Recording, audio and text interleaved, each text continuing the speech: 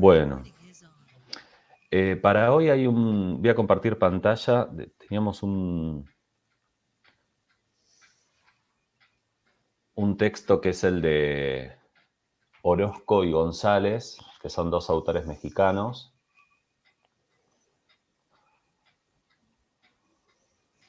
que nos van a aportar algunas ideas nuevas.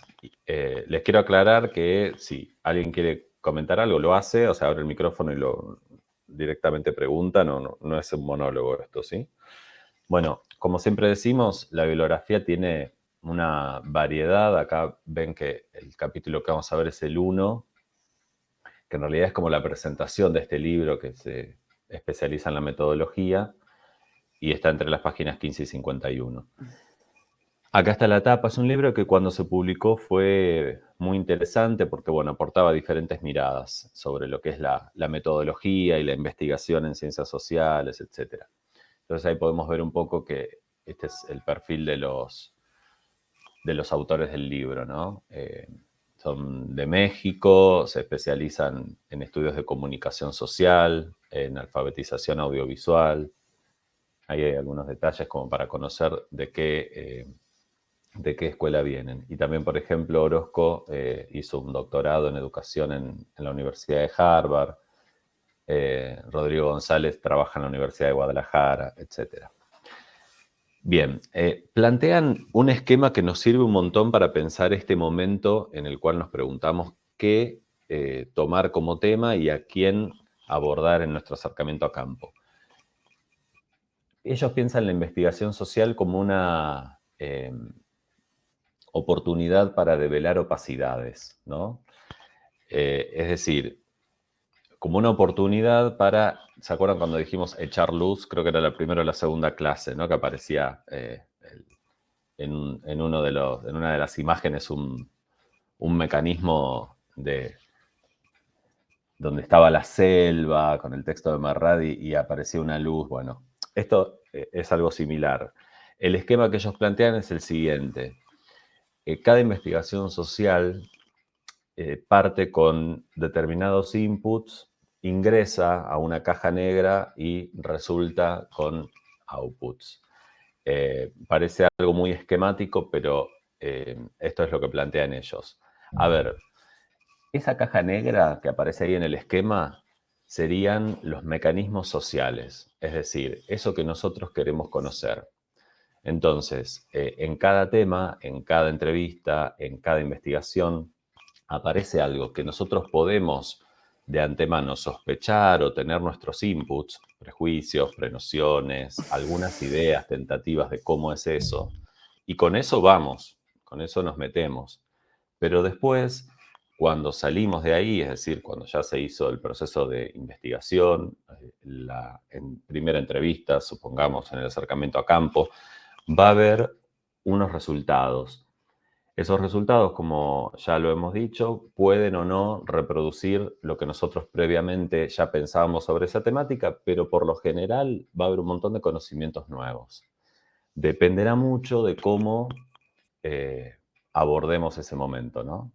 Pero bueno, el esquema es claro. Ellos dicen que investigar es entrar en esa caja negra que no sabemos qué hay y develar las opacidades. Esas cosas que están oscuras para echar luz. Es una manera como bastante clara de explicar el proceso de investigación.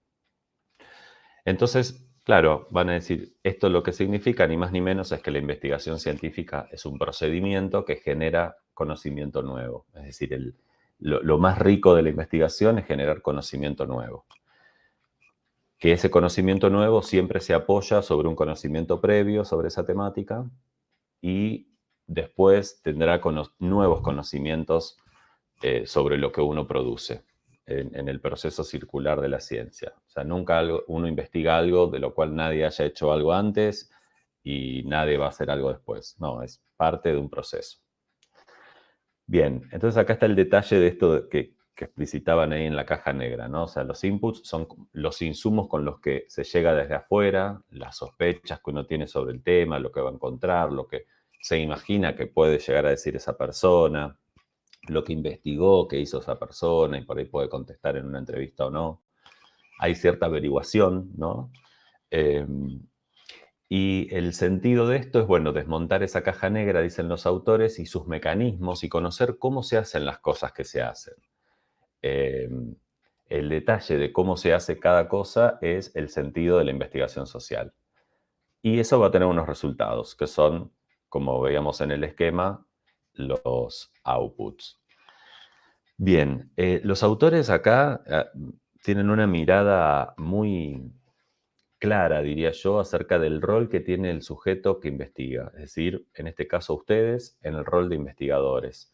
Hay un momento en el cual uno tiene que pensar algunas cuestiones.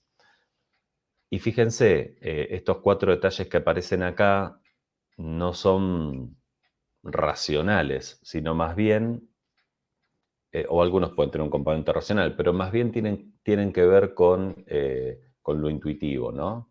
Entonces ellos dicen, alguien que investiga tiene que ser intuitivo, perspicaz, cuidadoso, creativo.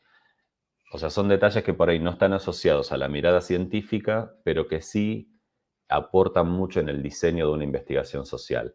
¿Se acuerdan cuando yo les decía el otro día, bueno, cada entrevista va a tener una serie de preguntas, que es un protocolo de entrevista que preparamos antes, vamos a pensar los momentos de esas preguntas. Bueno, ahí estamos siendo cuidadosos. No vamos a preguntar primero a una persona algo así súper íntimo sin conocerla porque por ahí se incomoda. Bueno, entonces lo dejo para una penúltima pregunta, si es que da la entrevista, es decir, si da el ambiente de la entrevista, etcétera. Bueno, estoy siendo cuidadoso. Puedo ser intuitivo y darme cuenta que la persona está un poco incómoda, entonces, nada, le pregunto algo muy distendido para que se tranquilice. Digo, todas estas cosas entran en juego en la investigación social, aunque a veces pareciera que no tiene nada que ver con producir conocimiento. Bien, los autores van a decir, existe entonces una manera epistemológica de pensar este esquema de investigación social, porque hay una actividad filosófica y además una investigación científica. Y acá hay una distinción que hacen que me parece interesante. La epistemología, dicen, se origina en la relación entre la actividad filosófica y la científica. Es el área de la filosofía que se preocupó por validar conocimientos objetivos. La epistemología aparece como la preocupación reflexiva por la producción de conocimientos objetivos. ¿Por qué mezclan estas dos cuestiones? Em, ¿Se acuerdan o tuvieron, no sé, en el colegio o en alguna de las materias de la universidad, filosofía? ¿Se acuerdan cuál era el sentido de la filosofía?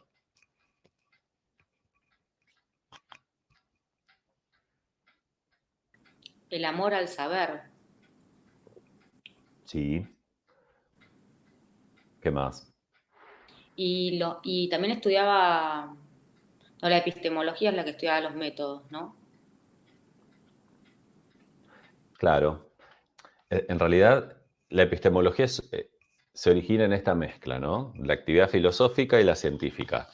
Pero si pensamos solo en la filosofía, digo, uno cuando lee a diferentes filósofos y filósofas y piensa, por ejemplo, en qué sentido tiene o tuvo en la historia, no sé, el amor, la felicidad, etcétera, ¿qué está haciendo?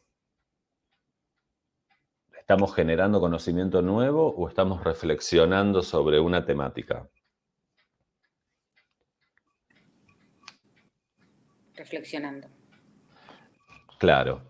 Esa es la mezcla que se produce acá. Hay algo filosófico de la reflexión permanente, es decir, la filosofía no es que te lleva a un resultado de que lees a un filósofo y decís, bueno, listo, entonces era esto, tengo la respuesta. No, en general, o sea, aparecen más preguntas sobre eso, ¿no? La filosofía viene como a preguntar todo el tiempo las cosas que para nosotros nos dan sentido a la vida y es así y listo. Y el otro día decíamos, justamente, las investigaciones tienen mucho de poner en cuestión esas cosas que pensamos. Entonces, estos autores toman esta cuestión de la actividad filosófica y dicen, bueno, la epistemología, ¿no? Viene a mezclar estas dos cuestiones, la actividad filosófica de reflexionar, pero a la vez no se queda en la reflexión, sino que también produce conocimiento con los resultados, ¿no? En los outputs de ese esquema de la caja negra. Es decir, están las dos cosas. Por supuesto, reflexionamos, ¿no? Ponemos en cuestión y demás, pero también el ejercicio es producir un conocimiento, no solo quedarse en esa reflexión, sino aportar conocimiento nuevo en el campo. Eso me parece interesante porque a veces uno se queda con que investigar es solo reflexionar algo. No, es también tener la oportunidad de generar un conocimiento nuevo que les sirva a quienes vengan después a investigar eso o a quienes lo estén investigando y lo tomen como antecedentes. Bien, acá hay otro esquema que ellos plantean y dicen, bueno, esta operación epistemológica de reflexionar y producir conocimiento tiene tres elementos. Está la persona, está el objeto de estudio y están las categorías. ¿Se acuerdan que el otro día hicimos el esquema en el pizarrón del caso del recolector Sebastián, que creo que era Sebastián, y decíamos, bueno, sí, él puede hacer tal cosa, le puedo preguntar tal otra, y de repente se transformó en nuestro objeto de estudio. Bueno, y aparecían ahí algunas categorías con las cuales guiábamos nuestra posible entrevista. Entonces acá vemos los tres elementos. Estábamos nosotros como sujetos que investigaban, el objeto de estudio que íbamos construyendo y las categorías que intervenían en el proceso. Entonces los autores van a decir, acá vemos que en cualquier investigación social aparecen algunas relaciones teóricas y otras metodológicas. Y vamos a detenernos en esta distinción. Seleccioné algunas frases del texto, ¿no? Después si lo ven pueden encontrar algunas otras. Pero, por ejemplo, para ser como breves, las relaciones teóricas tienen que ver con esos presupuestos formales acerca de cómo es algo, ¿no? Con definiciones que ya vienen dadas. Es en general la forma en la que se explican las relaciones entre sujetos, categorías y objetos, es decir, resultados de otras investigaciones. La teoría en general aparece como un conjunto de enunciados posibles que organizan por medio de conceptos la descripción de una parte de la realidad. Y también es una entidad que simultáneamente explica y es explicada, ¿no? Entonces, por un lado están las relaciones teóricas, es decir, los conceptos que se construyeron en algún momento, ¿no? Si lo traemos a la realidad y a un ejemplo concreto, podemos decir, bueno, ¿qué se considera en los estudios de investigación social ser joven? Bueno, me meto a ver los conceptos de juventud y encuentro que determinadas autoras dicen tal cosa, determinados autores otras. No es lo mismo lo que investigan acá en Argentina que lo que se investiga en México. Hay puntos en común y otros no. Empiezo a ver como relaciones, pero todos son conceptos. Entonces, si yo, por ejemplo, voy a investigar algo en relación a la juventud y eso después se transforma en un trabajo final, voy a tener que elegir algunas de esas miradas sobre qué es ser joven, ¿no? No puedo empezar de cero, porque ya hay gente que produjo conocimiento, entonces tengo que informarme de eso. Bien. Por un lado estaban entonces las relaciones teóricas y ahora vamos a las relaciones metodológicas, que es la distinción que plantean estos autores mexicanos, ¿no? Entonces van a decir, bueno, las relaciones metodológicas son operaciones epistemológicas entre sujetos, objetos y categorías que están enfocadas en obtener datos. Es decir, es la manera en la que yo explico cómo voy a hacer lo que quiero hacer y voy a obtener datos con eso, ¿sí? Aparece como una orientación epistemológica en el develamiento de los procesos sociales. Acá develamiento es parecido a lo que planteaban con develar opacidades, ¿no? O sea, develar en esa caja negra que es la sociedad o lo que yo quiero investigar, cómo son las cosas ahí adentro. Van a decir que, bueno, que se abastece de métodos, técnicas y herramientas, que esto ya un poco lo vimos, pero lo vamos a ver en profundidad el próximo encuentro, y en métodos cualitativos y cuantitativos principalmente, que en esto también vamos a profundizar la clase que viene. Pero entonces está buena la distinción para decir, ok, cuando elijo un tema y empiezo a investigar algo, sé que hay algunas relaciones teóricas y algunas relaciones metodológicas. Bien, y ellos van a plantear algo acerca de la pregunta de investigación. Una pregunta que nos va a orientar en nuestro trabajo, ¿no? Siempre hay una pregunta que es la pregunta base. Uno puede hacerse muchas preguntas, pero hay una que termina siendo la más importante y la que guía el trabajo. Bueno, acá hay una foto de una cámara porque el planteo es justamente que uno puede tener hipótesis o prenociones previas, que eso se termina convirtiendo en preguntas. Las preguntas son premisas de partida para una investigación y esas preguntas que parecen, digamos, que pueden ser cualquiera o que uno podría preguntar cualquier cosa, en realidad está bueno tomarse su tiempo y diseñarlas porque va a ser el lente con el que veamos la realidad, ¿no? Es como si estuviésemos enfocándonos en esa Sony y, y- y ese lente que estamos, con el que estamos viendo lo que vamos a fotografiar, en realidad ese lente serían nuestras preguntas. Yo voy a ver la realidad de esa otra persona a través de mis preguntas y de lo que pueda contestar esa persona y lo que yo también permita que me conteste en base a la buena onda que se genere, las condiciones del encuentro, etc. Es decir, yo construyo esa lente, ¿sí?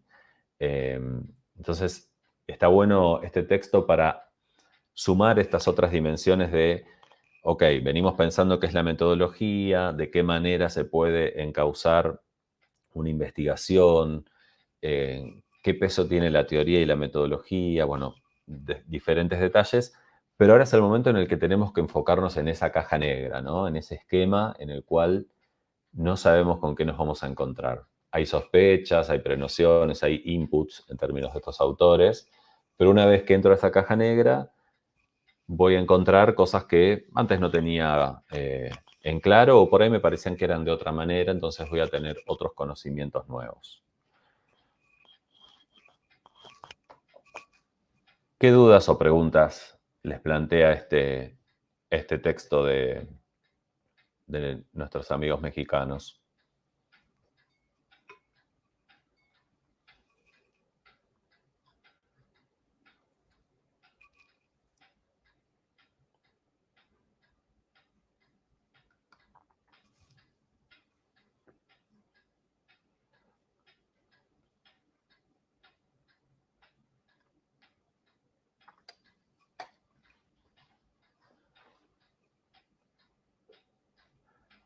O el esquema de la caja negra, ¿no?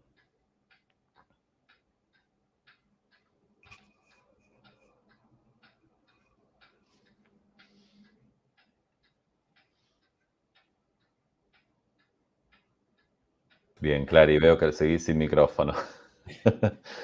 Por lo pronto la idea esta que uno tiene un montón de, como la caja negra, inputs y que lo mete ahí y que sale o sea, que puede salir cualquier otra cosa. El tema este de la sexualidad, el sexo y la percepción que tenemos de ese tema, se lo aprendí también en retórica y oratoria y es el tema del que quisiera hacer mi trabajo y me doy cuenta que más lo pienso y más aristas tiene. Y esto que decís vos, o que dice el texto de la caja negra, es verdad. O sea, vos le pones un montón de cosas, pero en realidad lo que sale puede ser cualquier otra cosa. Quizás lo que está bueno del texto es que por ahí te da elementos o herramientas para poder afinar esa búsqueda. Sí, y la idea de los inputs no es tanto lo que nosotros metemos en la caja, sino con la carga o el bagaje con la que vamos a ese encuentro. Porque en realidad la caja negra es algo externo a nosotros, es esa persona, esa temática en la cual vamos a meternos, ¿no? Más bien son las cosas que nosotros ya pensamos sobre eso, que muchas veces son prejuicios o prenociones que no son ciertas o bueno, o hipótesis que después decís, ah, no, bueno, esta hipótesis no era tan así, ¿no? Por eso está bueno eso, siempre lo tenemos sobre algo, es imposible que pensemos cero sobre lo que vamos a investigar, o sea, en general uno más o menos o sospecha algo, se imagina algo, o conoce poco, pero algo piensa sobre eso. El ejercicio es, bueno, eso dejarlo de un lado mentalmente y en ese encuentro tener una apertura tal para que todo lo que se diga ahí no sea socavado o permeado por lo que yo pienso. El ejemplo más claro es cuando alguien me está diciendo algo nuevo, por ahí interrumpirlo y decirle, ah, claro, te referís a esto, ¿no? Porque ese sería el peor error porque uno esté diciendo lo que ya piensa y la otra persona por ahí te dice que sí, porque no sé, no tiene ganas de explicar una cosa nueva o pero está pensando tal, bueno, ¿qué le voy a contradecir? Le digo que sí, ¿no?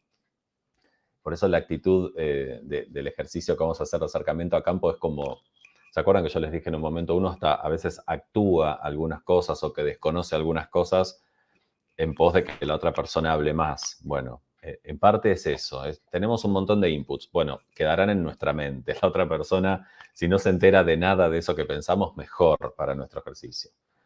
Pero es un desafío. A veces cuesta no decir lo que uno piensa en esos momentos.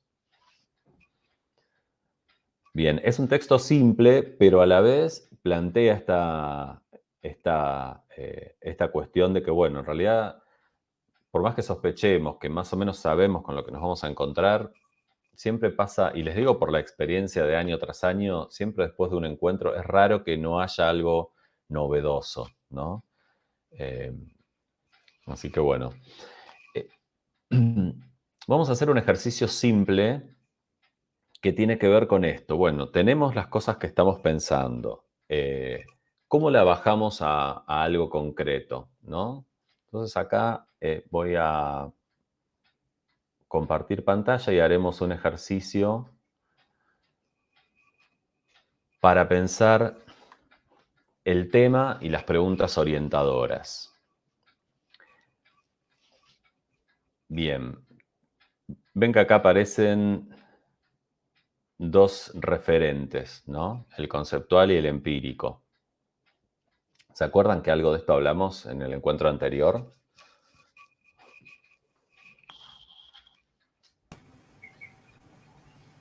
Sí, sí, algo me acuerdo.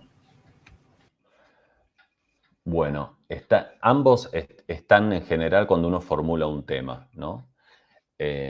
Entonces, el ejercicio para esta semana va a ser pensar la enunciación de ese tema y las preguntas orientadoras. Vamos a trabajar con un ejemplo X que no sea el de ninguno de ustedes, para a partir de ese ejemplo X y de ese tema externo, después volver al ejercicio con el tema propio. Entonces, así como el otro día hablamos del recolector de residuos de Sebastián, bueno, ahora vamos a poner otro ejemplo X. ¿En quién podemos pensar? ¿A quién podríamos entrevistar en nuestro acercamiento a campo? Algo muy diferente, piensen, a lo que están haciendo. ¿Quién tira un ejemplo?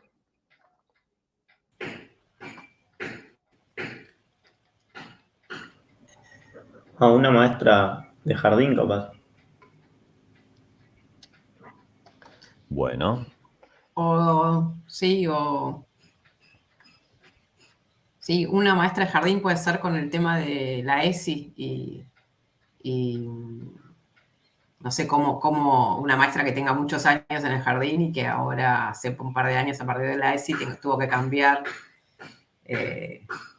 su aproximación, o sea, no sé cómo se dice, como su encuadre para dar clases en un jardín.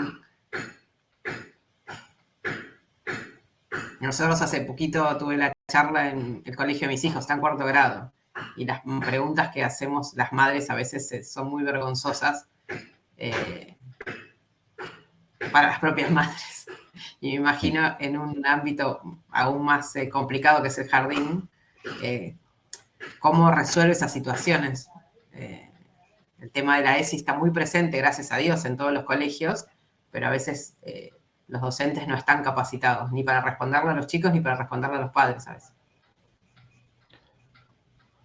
bien. Ahí aparece el tema de la capacitación. Yo voy anotando, después vemos qué forma le damos. ¿Qué más? Digo, a esta maestra podríamos entonces... Aparece el tema de la ESI, su lugar de trabajo que es un jardín, la capacitación docente.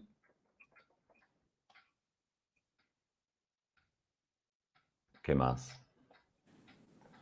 Su relación con el sindicato.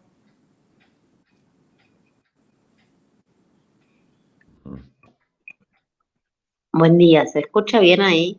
Sí, perfecto. Ah, buenísimo.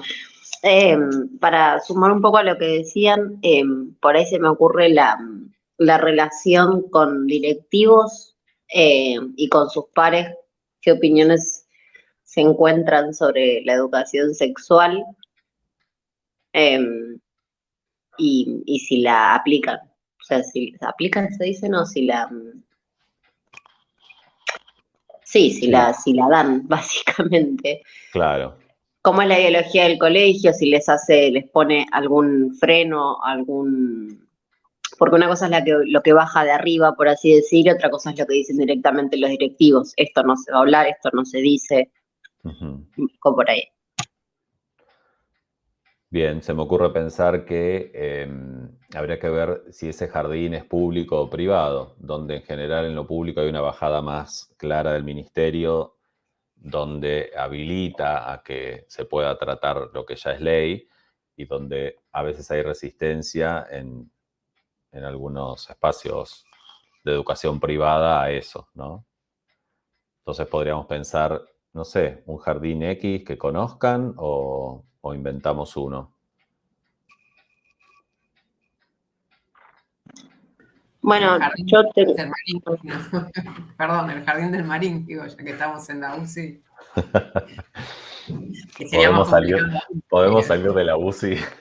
Claro. Alguien más iba a decir algo, perdón. Se me ocurre, tengo una amiga que es directora y dueña de un jardín en Talar, en el barrio La Paloma, Pacheco, Ujú. por ejemplo. Es un colegio privado en una zona bastante carenciada de Pacheco. ¿El jardín no te acordás cómo se llama? Sí, La Ardillita.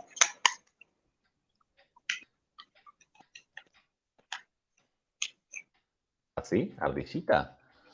Sí, literalmente La Ardillita. Ah, la ardillita. Jardín Ardillita. Hace más de 43 años que está el jardín. Ok, perfecto. Bueno, acá hay varias cosas, ¿no? ¿Qué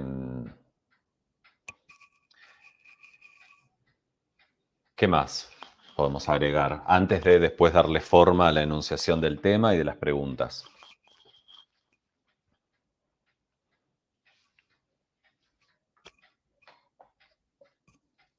Porque Una ahora podría estamos como ser, con palabras. Sí, una podría ser qué método se utiliza para enseñarle a los chicos sobre la ESI.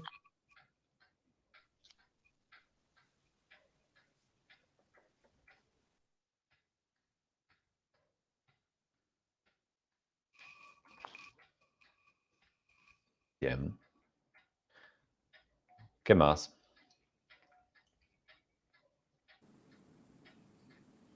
Si recuerda qué fue lo que más le impactó cuando, cuando empezó a trabajar entre la teoría y la práctica. A ver, ¿cómo sería? Que en su etapa de formación Hmm. recibió mucha teoría, pero en el campo, en lo que fue el trabajo en sí, ¿qué fue lo que más le impactó de diferencia de esa teoría y la práctica? Ok. Se me ocurre que esa puede ser una pregunta para dentro de la capacitación docente. Digo, ¿cómo fue eso y después con qué se encontró en la práctica en sí, ¿no? Uh-huh. Acá es como que estamos mencionando cosas más generales. Okay. Pero está bien, está muy bien eso para que sea una pregunta orientadora. Ahora vamos a ir ahí. Pero fíjense, supongamos que decimos, bueno, listo, paremos acá, hacemos una lectura de estas cosas que salieron y con esto hay que enunciar un tema. A ver, el tema, para que sea como sencillo de pensarlo, es un gran título, es decir, un título abarcativo que la persona que lo lee y no está en nuestra cabeza entiende lo que nosotros vamos a hacer, entiende qué conceptos entran en juego en esa investigación y qué referente empírico. ¿Se acuerdan el referente empírico lo que era?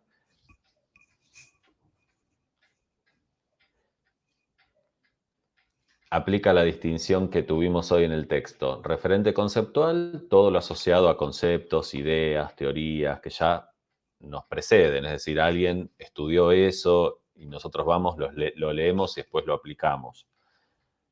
El referente empírico es la porción de la realidad en la que yo voy a intervenir o voy a investigar. Entonces, en esto que mencionamos podemos distinguir estas dos cosas. Por ejemplo, la maestra sería parte de nuestro referente empírico, porque va a ser nuestra entrevistada. La ESI puede ser parte de nuestro referente empírico porque vamos a leer todo eso, pero también es un referente conceptual. El jardín sería nuestro referente empírico también. Capacitación docente, referente conceptual. Y así vamos distinguiendo cada una de las cosas, ¿no?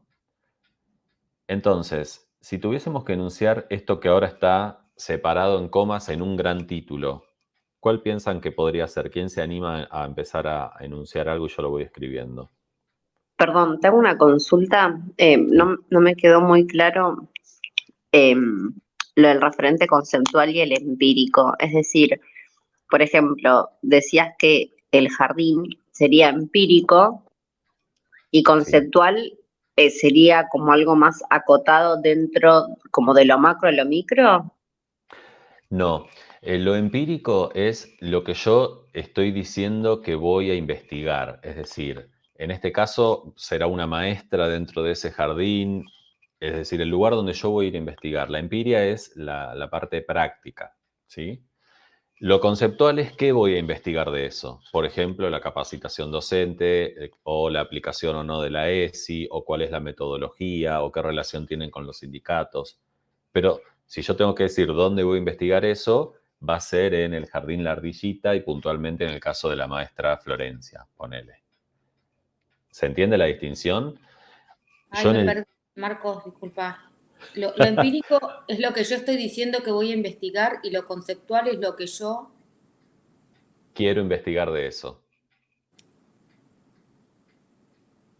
¿Se entiende? Lo veo muy sutil la diferencia. En realidad no, porque si yo acá pongo, supongamos,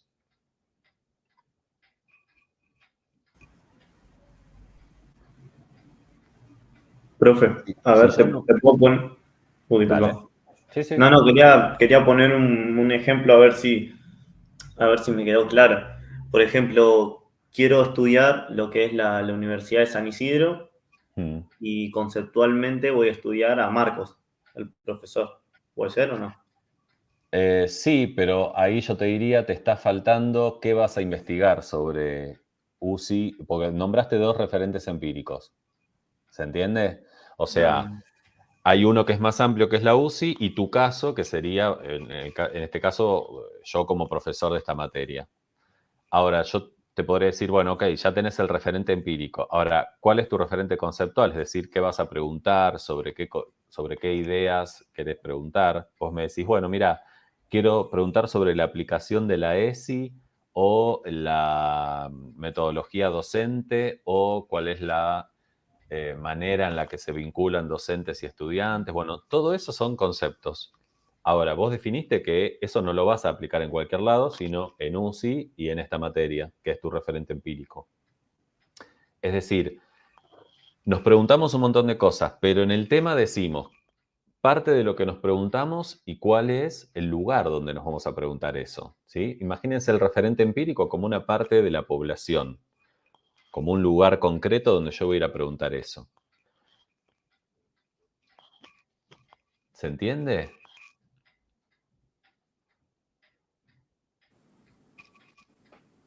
O sea, si yo voy a investigar algo sobre la salud, lo empírico es el sistema de salud.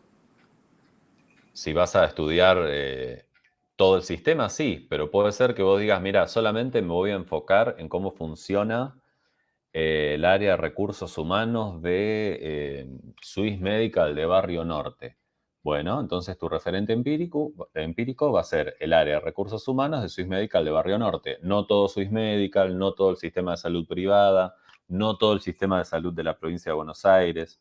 Es solo la porción de la realidad que vos vas a mirar. Ahí adentro hacemos un montón de preguntas. Todo eso es referente conceptual.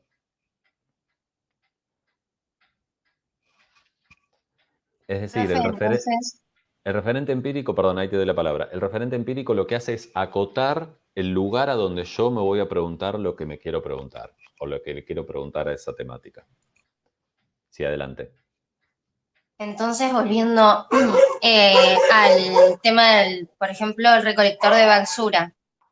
Sí. Entonces, el referente empírico sería en este caso el recolector de basura Sebastián, y por ejemplo, lo que yo quiero investigar es su día laboral y cómo se desarrolla. Tal cual. Seguramente aparecerán otras cosas para, digo, ahí por ejemplo tenés un referente conceptual que puede ser sus condiciones laborales en un día laboral. Ok, va a haber otros. Yo en el tema menciono el más importante, pero después va a haber otras preguntas donde hay otros temas. Pero sí, tu referente empírico es ese. Perdón, y en el caso de esto de estudiar recursos humanos de Swiss Medical en zona norte, el referente conceptual, ¿ahí cuál sería? Bueno, por ejemplo, La yo normativa tengo... laboral, eso, no sé, como el... Sí, ahí, en ese título está el referente empírico. Ahora, en el área de recursos humanos yo puedo tener determinados inputs que me enteré que no hay un buen vínculo entre, no sé, entre las jerarquías de las personas que trabajan ahí o cómo es la comunicación interna, que tengo como la sospecha de que porque alguien me contó que hay problemas de comunicación interna. Bueno, entonces ahí aparece. La comunicación interna puede ser un referente conceptual básico. Digo, yo me voy a enfocar en eso. Pero después por ahí en otras cosas, como es el día a día, cómo es la vida de esa persona. ¿Se entiende? O sea, siempre aparece una idea central, un concepto central, pero también otros.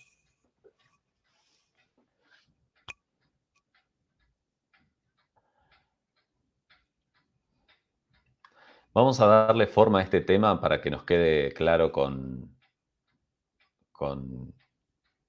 el jardín La Ardillita. Supongamos que, a ver,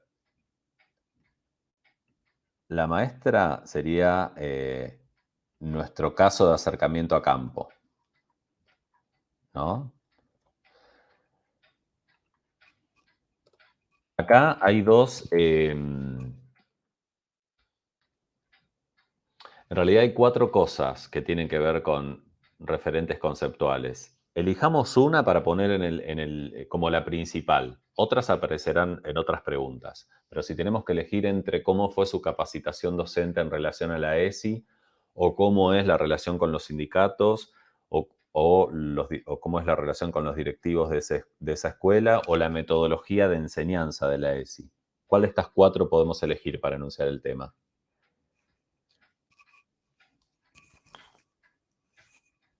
La implementación de la ESI, podría ser. O sea, la metodología de la Claro. implementación. Ok, genial. Como para Entonces, cortar. sí, y las otras aparecerán después, pero yo tranquilamente con esto digo, bueno,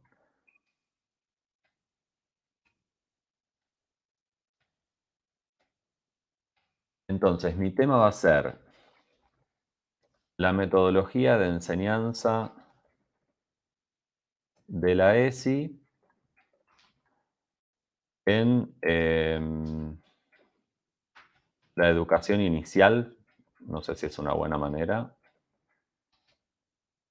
el caso de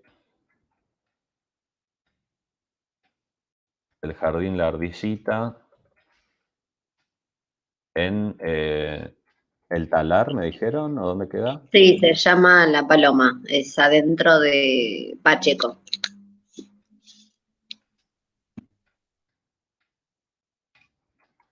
supongamos que esto queda como tema.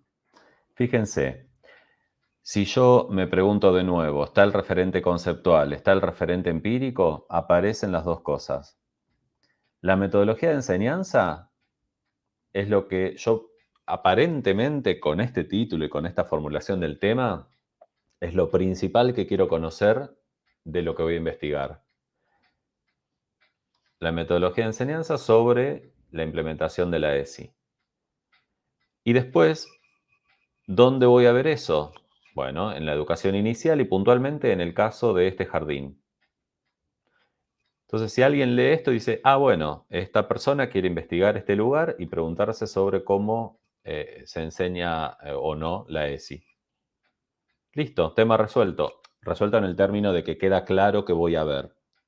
Ahora, con ese tema, yo después voy a tener algunas otras preguntas orientadoras para conocer otras cosas. Por ejemplo, digo, bueno, sí, quiero conocer también cómo fue su capacitación docente, qué relación tiene con los sindicatos, o en esa metodología de enseñanza, qué rol tienen los directivos. Si le dicen, che, mira, tenés que hacerlo así o asá, o le dan libertad en cada uno de los momentos, o si hay una persona que supervisa eso o no. Todo eso, ¿dónde lo voy a ver? En el jardín. Pero pará, entonces, ¿lo puedo ver en todas las personas que trabajan ahí?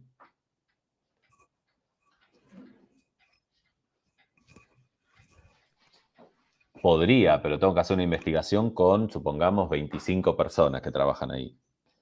Yo no, elegí el caso de la maestra Florencia, que va a ser mi acercamiento a campo. ¿Se entiende la formulación del tema y qué contiene?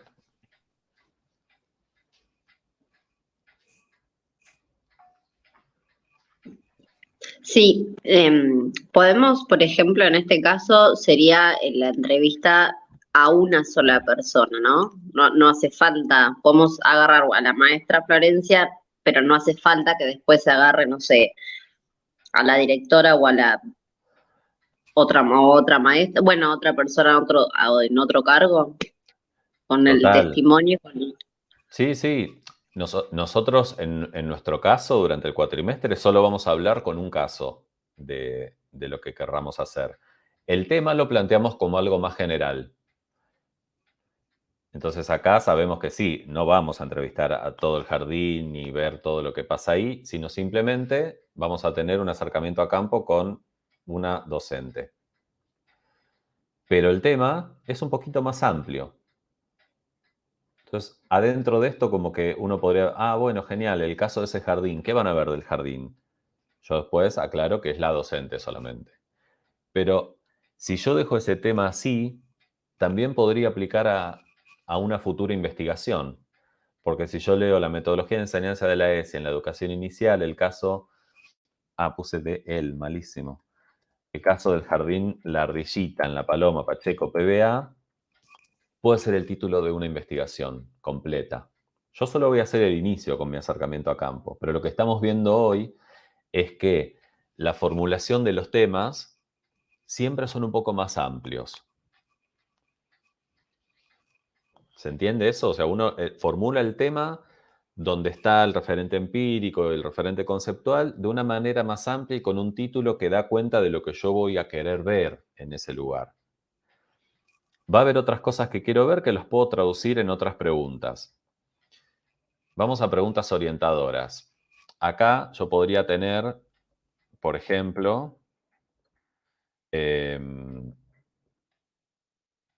la central, que es cómo es el método de enseñanza o la metodología de enseñanza.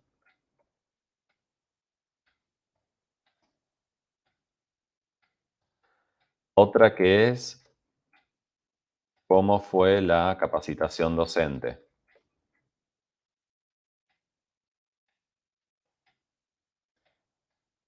La de sindicatos, ¿cómo sería?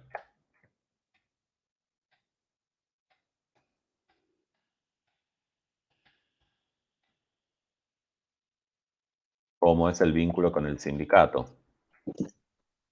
La de directivos, sin el cómo, para variar. No sé si hay bajada de línea, pero no sé, no queda muy elegante decirlo.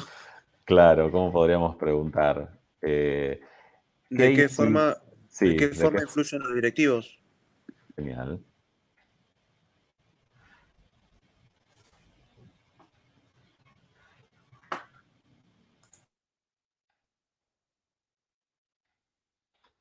Y así, uno puede seguir, digo, fíjense, sacando nuestro caso, acá ya tenemos un tema y 4 preguntas orientadoras sobre ese tema.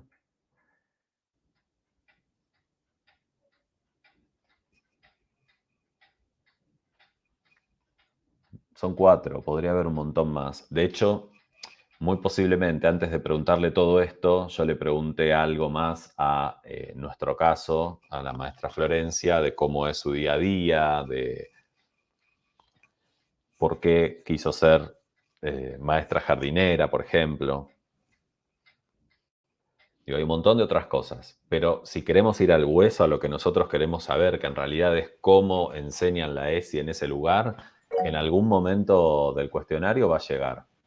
Acá lo pusimos primero, bueno, seguramente no va a ser primera esa pregunta, pero va a estar en un momento de nuestra entrevista. Bien, ¿se entiende cómo planteamos entonces el tema? Parece una pavada, pero no lo es. Fíjense que estuvimos un rato tratando de dilucidar qué era una cosa, qué era la otra. Hagamos un ejemplo más, ¿quieren?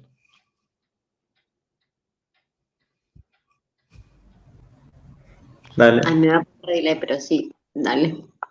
¿Me da qué? Que me va con delay el micrófono, o sea, tarda un par de segundos en que responda y a veces parezco cuando pones como el meme después que terminó la charla. O sea, malísimo, disculpa, no tengo internet. No pasa nada, todo bien. Bueno.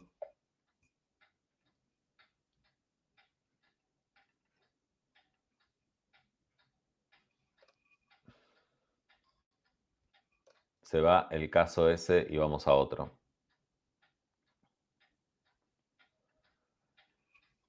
¿Quién propone un tema?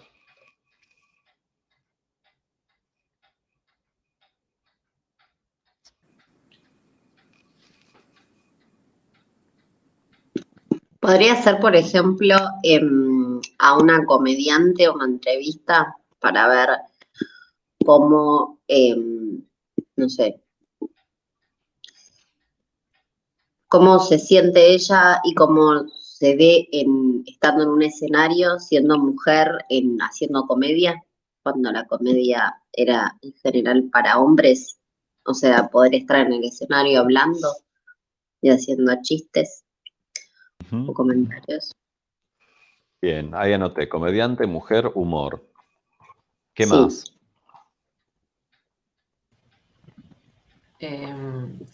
La trayectoria, no sé cómo decirlo, si fue muy difícil llegar a ser comediante con respecto a los hombres, no sé cómo se plantearía eso.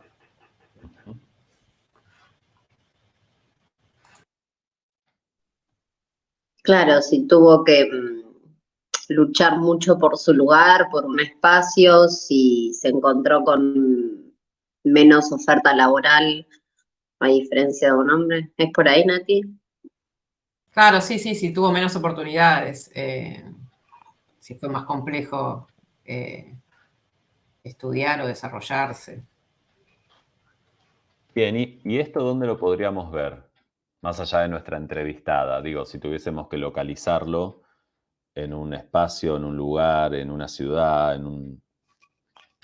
Y en un buscaría, no sé, territorio. las humoristas femeninas que hay en la calle Corrientes, por ejemplo. Por ejemplo, Vero Lorca se me ocurre para ir a algo concreto. Vero Lorca es una mujer de 45, creo, 44, que tiene shows en Paseo La Plaza en general o... Sí, Paseo La Plaza en general. Bien. Bueno, con esto que anotamos suelto, ya hay un tema. ¿Cómo lo escribimos? Esa siempre es la pregunta. A ver, nuestro referente empírico concreto va a ser esta comediante que vamos a entrevistar, pero si tuviésemos que presentarlo de una manera más panorámica, ¿cómo podríamos titular este tema? Te hago una consulta, Marcos. ¿El tema se puede plantear como una pregunta? ¿Onda el título del tema? Es que la pregunta va a ser, sí, es como lo que hicimos recién. Claro. Después lo planteas como pregunta, pero el tema en general es como un título. Como donde uno más resumidamente dice de qué va a hacer su investigación. Tal vez las oportunidades de las mujeres en calle Corrientes en la mirada de Vero Lorca. A ver.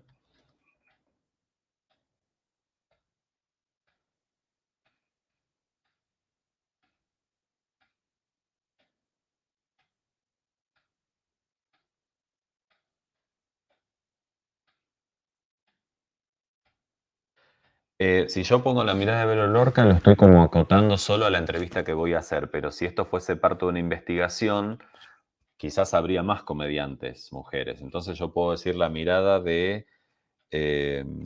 Comediantes feministas o algo, claro, sí.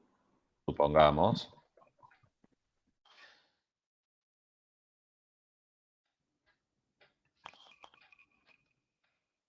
Supongamos que en el Paseo de la Plaza justo hay, no sé, 5 comediantes que son mi referente empírico completo. Entonces yo puedo poner en el tema directamente la mirada de las comediantes de acá, porque entiendo que voy a solamente enfocarme en estas comediantes del Paseo de la Plaza. Y ese es mi referente empírico completo. Después, en mi acercamiento a campo puede ser con la primera entrevistada, que supongamos sea Vero Lorca. ¿Se entiende que el tema es un poquito más general?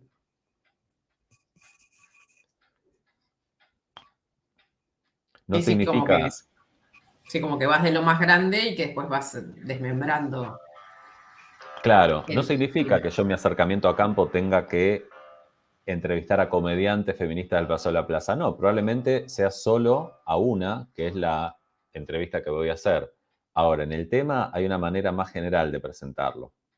¿Por qué? Porque el tema que planteamos es como si esto fuese una investigación completa o pensando en una investigación más grande. Nosotros solo vamos a hacer el acercamiento a campo, que es con una entrevista. Pero fíjense, si tuviésemos que detectar acá el referente empírico, dijimos que están las mujeres comediantes del Paseo de la Plaza, o comediantes feministas en este caso. Ahora, ¿el referente conceptual cuál sería? ¿Aparece alguno?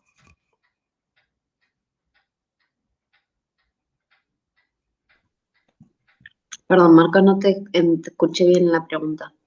No, digo, ¿el referente conceptual cuál sería? ¿Qué conceptos aparecen en este título? El feminismo y el humor. Total. Ahora, humor todavía no lo habíamos puesto. Quedó acá. Entonces tendríamos que traerlo al tema. Está con comediantes, pero Claro, podríamos ponerlo más explícito, ¿no?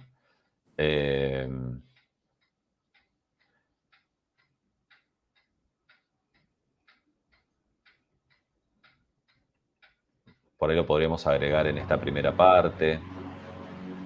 Como humorista feminista va a ser claramente a ser mujer. ¿O Puede estoy ser. errando el... No, está bien, podría ser. No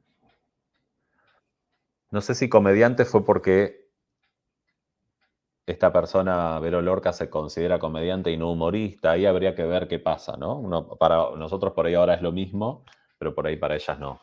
Habría que ver eso. Pero tranquilamente uno podría poner incluso un título más amplio o agregar oportunidades laborales, como para que quede más claro de que, bueno, sí, voy a hablar de trabajo, voy a hablar de feminismo y de hacerse un lugar en una escena preferentemente o aparentemente dominada por los hombres durante, no sé, tantos años donde se hizo humor y no había mujeres que lo hacían. Entonces ahí yo ya leo este título y digo, perfecto, acá entonces este tema plantea cómo se inserta laboralmente una mujer en la calle Corrientes y puntualmente el caso de comediantes en el Paseo de la Plaza. A ver, estas palabras pueden variar, pero lo que tiene que aparecer son estas dos cosas.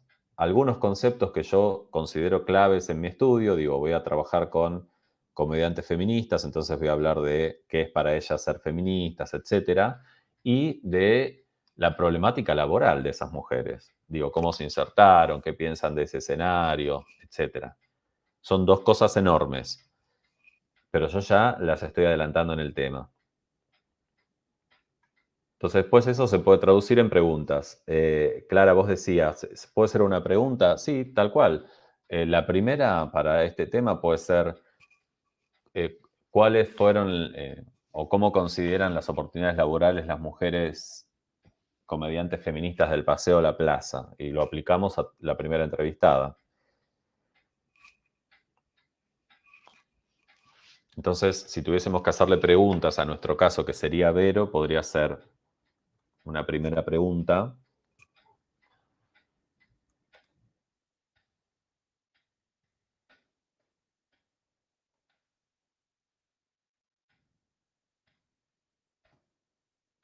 Es medio rara esta, pero digo, podría ser. ¿Cómo pensás que es el ambiente laboral?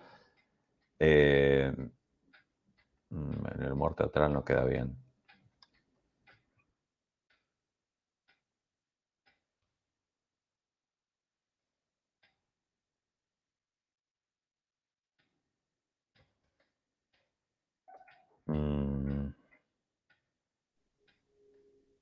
Qué complejo.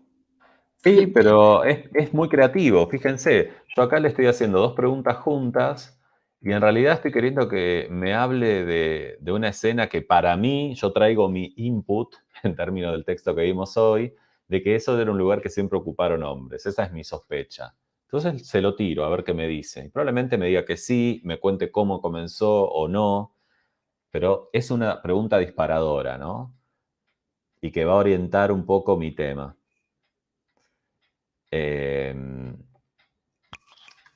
Puedo preguntarle mil cosas. ¿Por qué o qué pensás que es el humor? ¿Por qué se te ocurrió o cuándo te diste cuenta que quisiste hacer comedia? ¿Cuál fue tu primera oportunidad laboral?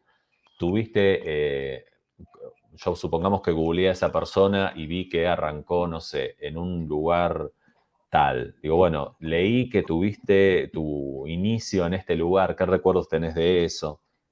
Un montón de Sí, también cosas.